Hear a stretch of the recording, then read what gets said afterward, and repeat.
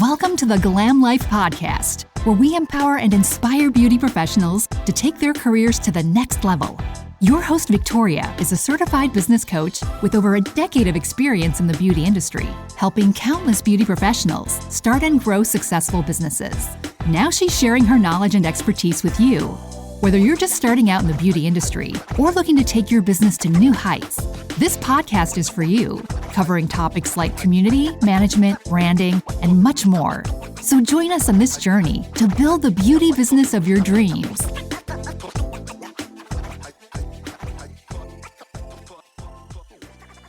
Good morning. I'm back. Thank you so much for waiting for me. If you're new here, hello, my name is Victoria. You might know me as Victoria Glam if you follow me over on Instagram. If you don't, you should. And I am your host here at the Glam Life Podcast. And I come to you each Monday morning with things like how to increase awareness for your business, how to brand and create content around that idea, how to get more clients, how to run your business efficiently, and basically I'm also your business therapist because all the things that you're feeling and all the fears that you have, I once had also. So how do I know? I own the Microblading Institute, which is a franchised proprietary school across the United States. We are accepting applications for there are a lot of requirements though, whatever, DM me. And I own, more excitingly, Brow Sister PMU products, which is where I have been. So for the last week and a half, I would say, I've been very busy globetrotting. So I was in Europe at a permanent makeup conference and I absolutely sold out. I couldn't even source one more bottle for these folks. So as soon as I got home, I had to turn around and make a huge, gigantic shipment. Which is very costly in Europe, by the way, but I had to send them stuff because they're all clamoring for my pink gel and pink cream, which is the numbing that I manufacture, and I will not complain about that. I won't. You won't hear me do it. So more on that later. I'll talk to you a little bit more about that. But today I want to talk to you about something that I get in my inbox maybe more than anything else. It is content creation and all of the feelings that come with it, right? So content creation can be an absolutely exhilarating journey. But I think that it's also important to address that some challenges often come with it. So the first thing we can talk about is the first thing everybody talks about, right? Imposter syndrome. And I know that I have spoken about imposter syndrome a lot in the past. If you've ever heard me speak about it before, then you know the name that I am about to say. My friend April Meese was the very first person I ever heard use the term imposter syndrome. I remember it like it was yesterday, okay? I was driving, I had my phone on the passenger seat, and it was open to this Facebook Live, which was a relatively new thing. And April was live in her old Facebook group, and she was discussing imposter syndrome and kind of like the fear of success or not really believing that you made it, not believing in the success that you were actually achieving. And the fear of actually reaching that level of success. Like people are going to find out. People are going to realize that I'm faking it. People are going to find out that I'm this huge imposter, right? Like if I get too big, people are going to notice me. And that would be a bad thing because then they'll find out that I don't know what I'm talking about. I don't know what I'm doing. And I never have. Okay. I never really have. That is called imposter syndrome, especially in the case that you actually do know what you're doing. So I had imposter syndrome hardcore. So I used to like in my brain, right? Talking, you know how you kind of talk to yourself in your brain. I would speak poorly to myself, really. I remember thinking things like, yeah, well, that's because they have a real business. If I had an actual business, I would do X, Y, Z, but I don't have a real business. It's just me who works here. Or this is just like me doing this little thing. I would diminish my own business to myself. And trust me, it's a business. Whether you want to believe it's a business or not a business. When the tax man comes, you owe the taxes, whether you think you're a business or you don't. You are a business. And when you need those W-2s or those pay stubs or those Schedule Cs so that you can get a car, a house, whatever, it's a business, honey. Okay? So, the first time that she mentioned that, I realized, number one, that I had it. And number two, that it was normal. It was normal. It is normal. So if you sit there and you think to yourself, yeah, but I don't have a big business like so-and-so. It's just if the words it's just or I'm just or this is just, if the word just is in there, just know you're lying to yourself. You're lying to yourself. And if you don't believe me, check with your mama. Sorry, I need some water. So imposter syndrome, I would say, is a really big one. Many creators, many of you, no matter how experienced or talented, everyone doubts themselves at some point. You doubt your own abilities. You might feel like you don't belong. You're not qualified to share your knowledge, your passions, whatever. But I think that it's really important to recognize that imposter syndrome honestly is common. We have all experienced it. I know that what I just voiced to you goes on in your head. I know that. Even the most successful creators feel imposter syndrome at some point. And the other day I was reading something. I shared it with my friend Mindy, who said, you know what? Or maybe it was my friend Trey. It doesn't matter. You know what? If you feel like you have imposter syndrome, especially after feeling like you were rocking it for some time, just know all that means is your brain is recognizing that you're starting something new. And that's okay. Imposter syndrome can be paralyzing if you let it, but if you remember that your perspective is unique, that your voice actually has value, embrace your expertise and understand that you have something valuable to offer. I want to just say that right now. It doesn't matter if you're not an expert in the eyes of academia at the moment. That's okay. I have never taken a marketing class in my college career, ever. And I guarantee you, I know more than graduating seniors because that's not what they're teaching. They're not teaching social media marketing. Okay. They're talking about trends and it's stupid. It doesn't matter. It's wasted tens of thousands of dollars when I have made up for that in real world experience. So just embrace your brand of expertise and understand that you do have something valuable to offer. Then surround yourself with a supportive community. That's exactly what I did when I was talking to whoever the hell I was just talking to, right? Supportive. Mindy, Tracy, Alice, I don't know who it was. I was talking to someone and I was reading them this meme that I found because they were feeling real impostery. And I was like, no. We're going to nip that in the bud right now. Because once I realized that I had imposter syndrome, I'm doing my makeup. Once I realized that I had imposter syndrome, it was very easy for me to recognize and kick its ass. And I don't think that I'm more mentally strong than anyone else or that it comes easier for me than anyone else. I think that instead I'm actually mentally weaker than the rest of you. I'm like missing that thing in your brain that tells you, whoa, danger. Whoa, this is scary. Whoa. I don't have that. So I could get up from the time I was born until now when I'm 34 years old. I could get up and I could speak in front of 10,000 people, 10 people, 10 infants. That's not scary, right? 10 gods. And I could just start talking my ass off because I have no fear of what people think of me. And I think that's probably dangerous for some folks. But for me, it just so happens to be my expertise. So I lean into it. I think that's okay. But imposter syndrome can be paralyzing. So don't, surround yourself with a supportive community, people who are going to tell you, get up there, say it, encourage you, right? Like you're doing the right thing. You're doing good. No, don't listen to your brain. You're doing great. You're doing amazing, sweetie. I think it's also really important to remember that success does not happen overnight, right? This didn't happen overnight.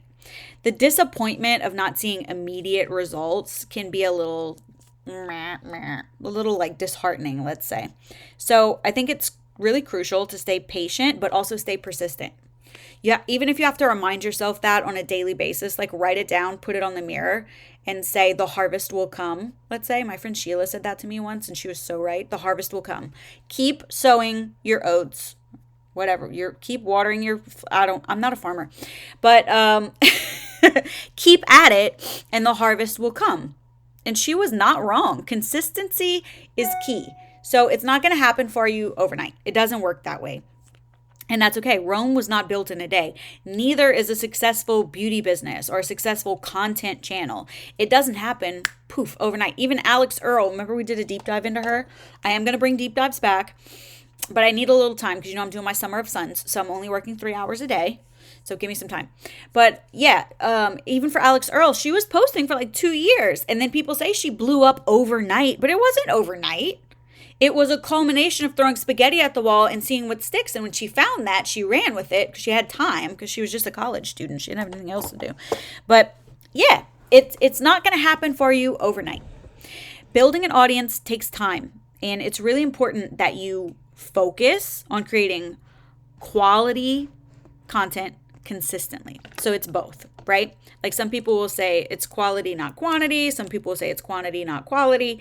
I say it's both. It's both. And it's a lot of trial and error. It's seeing, what works for you and what doesn't. Remember, each piece of content that you are creating is a stepping stone toward your goal. So with that said, that brings up a whole new challenge.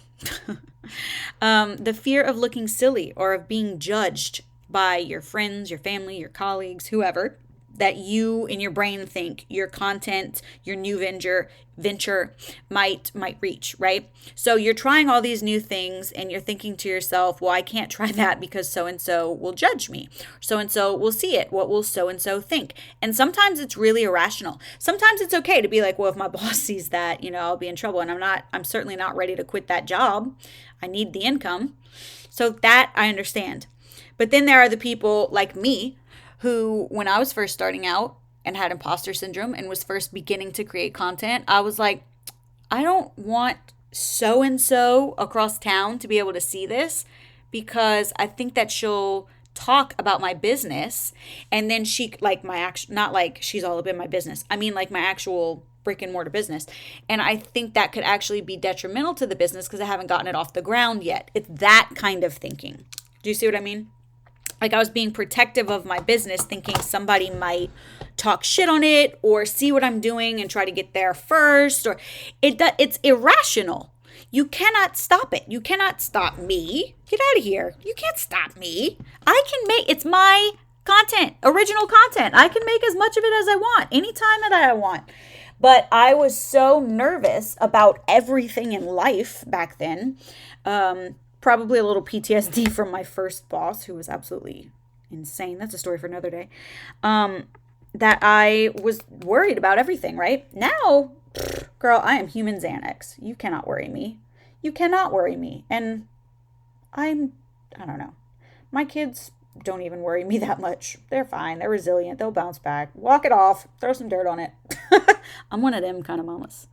I think confidence in yourself and your ability is going to be the antidote for that. Remember, you're putting yourself out there because you believe in what you have to offer. So, a supportive network, embrace constructive feedback. Don't be an asshole. As long as it is constructive. There are going to be people who are like, I don't think you should do that anymore. I didn't like that. You looked stupid. Those are not the people that I'm talking about. I'm talking about people like my friend Katie Schofield will come to me and say, right, Vic, that was great. But I think you should tweak the cover photo or you should change the keyword. She's amazing at that kind of stuff. Go and follow her if you want to. You can find her on my Instagram. Just go to the people that I'm following and look up Katie, spelled correctly, Schofield, SCHO Field. I forget what her actual username is, but she'll pull up by her name. She's great at that kind of stuff, at like the actual analytics of everything. So you need to support that kind of feedback. The fear of looking silly is going to fade away, especially as you gain confidence, as you gain viewers, and you see the impact that you're actually making in your business. Then it doesn't matter. My friend Sheila and I were talking years ago, and I said something to her like along the lines of like, oh, I don't want to do this or that because I think this person who is known industry-wide for loud capping everybody, I think this person will call me a clown or like I forget what the term was, like a clown trainer or something like that. And she said, I'll be his clown trainer. I don't give a shit. It doesn't matter to me what he says. He's not paying my bills. And I remember thinking to myself, like, okay, well, you can do that because you have a big audience already and you have a reputation already. But if that's the first thing someone says about me, I'm nervous. And now I realize she was right. Now being on the other side of it, I realize she was right. It didn't matter. Actually, you would prefer that someone talk about you. That's a gift, right? Who said that? 50 Cent said that, right? He was like, I gave you a gift. Smart. Okay, 50, thanks. I gave you a gift. Now people know your name. If you don't remember that, go and re-listen to that deep dive on 50 Cent because I was spitting fire there. Okay, so anyway, my point is reward of viewers and then turning that into clients or customers should fuel your passion. This should drive you to keep creating. I think that the beauty of content creation is that it allows you to actually share your creativity, right? Like when you're creating content, you could do trends like everyone else does, like just doing what other people are doing. But I think that the beauty of it is really when you're doing your own thing, not just putting your own spin on a trend, but actually creating your own original content, your own original audio. And right now, at least, the algorithm is favoring that. The algorithm wants originality, creativity. They want you to be your own person and do your own thing. And I'm super into that. Share your creativity, your expertise, your love for beauty with the world. When you see the impact that you're making, like that positive influence that you're having on others, that is incredibly fulfilling. And I have to tell you, not in a braggart way, but just in an honest way, when someone DMs me and says, I love your podcast. I love your podcast. You said exactly how I was feeling. Nothing feels better than that, because it means that I did my job really well. It's such a compliment to be like, oh, you really saw me. You really heard me. And it makes me feel the same. Well, thank you for recognizing me. Thanks for seeing me. Thanks for hearing me. And it also kind of builds that sense of community, right? Like we really do all go through the same stuff. We really all have the same feelings. We all have the same fears. We all want the same reward. Not in like a, well, never mind. Not in like a creepy way, you know, not like Stepford Wives or whatever, but just in the human kind of sense of the term. We all want it. I know not everyone wants it. Who said that? Don't be silly. Everybody wants this. Meryl Streep. Can you guys tell that I didn't take any medicine today and then I had plenty of coffee? I'm sorry. I'm trying to stay on track. I think the journey of content creation for beauty businesses is just kind of filled with ups and downs. But I really believe that it's worth every moment, right? Like Miley Cyrus said, it's the climb. It really is. A lot of times, you can't reach the next level until you failed at the first one a couple of times, because you won't be ready for the next level. Like how I was nervous in the beginning and now nothing can hurt my feelings, nothing can bother me. I really think that's because I failed so many times before, because I was burned by people so many times before, because, you know, like I've been through it. So I know A, it could be worse, and B, that is going to pass. I'm not going to say I'm unshakable, because I feel like that's such a challenge to haters, but I am going to say I'm much more relaxed with putting myself out there because I've been through it already. You know what I mean? So just remember, to wrap this up, because I'm just kind of going on now, imposter syndrome, disappointment, fear, even the occasional silly flub, that is all part of the process. And that's okay. I think that's okay. I think that as you're kind of going through the motions of this, you're going to be on your own journey, but it'll still be similar to mine, what I've described today. I think that you'll still get very similar experiences, and you can always reach out to me. If you have a question, if you have a story that you want to share, if you want to tell me that I was right, boy, do I fucking love that. If you want to tell me that I was right, you go ahead, baby girl. You can find me on Instagram at victoria.glam. And you can find me here every Monday. I will be bringing the deep dives back. I will. I'm just not going to be able to do one this week because I have too much other stuff. I was in Europe for, 10 days, something like that. So I'm backed up on a lot of things that I've got to kind of, get myself in gear, get my ass in gear. But once I have that in gear, we will do another deep dive. I promise. Thank you so much for spending time with me this morning. And I will see you right here again next Monday morning. Bye.